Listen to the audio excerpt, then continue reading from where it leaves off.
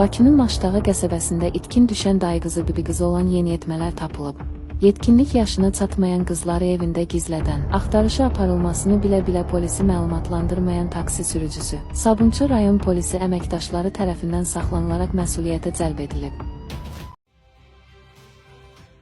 Bəs bunlar rayona aparmaq istəyir. Mədinənin deyəsəm bir dənə varlı qaqaş var, aparmaq istəyir Dubaya.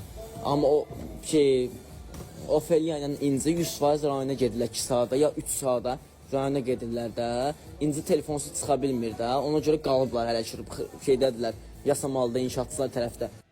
Bakıda martın 17-sində itkin düşmüş 3 yeniyetmə qızın yeri hələ də müəyyənləşməyib. Baku TV-yə açıqlama verən valideynlərdən birinin dediyinə görə qızı rəfiqəsi ilə birlikdə şəhərdə gəzmək üçün ondan icazə alıb.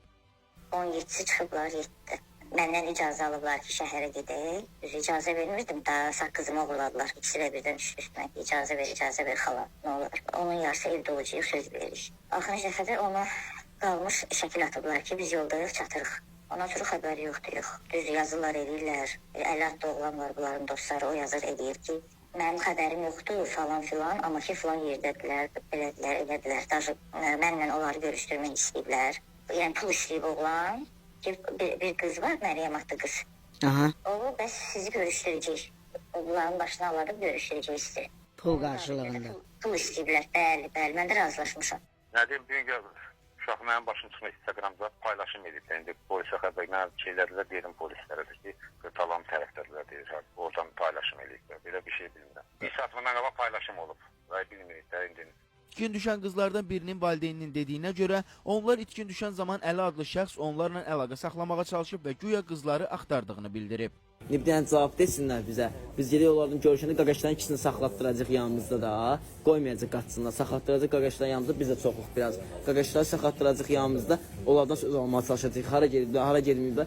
Bu gün axşama kimi o qızları tapacaq da yəni. Yasamalda kiminsə yanına gedib. İnci ilə Mədinə ikisi. İkisi gedəndən sonra Ofeliya görüblər çöldədir. Ofeliyanın yanlarına dartıblar. Sonra Ali Rizadır, kimdir? 2 dənə oğlan yanına gediblər. Ateş adlı oğlan bunları Dubaya aparmaq istəyib.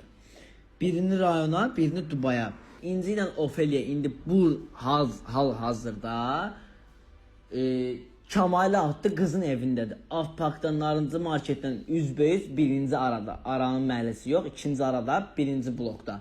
Orada qalırlar. Əli adlı şəxs onu polisə verəcəkləri halda qohumlarını bu işə cəlb edəcəyini deyib. Məni kim polisə verib ha? Məni kim tutturmağa çalışıb ha? Andollu, əmim, dayım, yəni nəslində nə qədər adam varsa, qurban olsun, hamısını qatacağım bu temaya.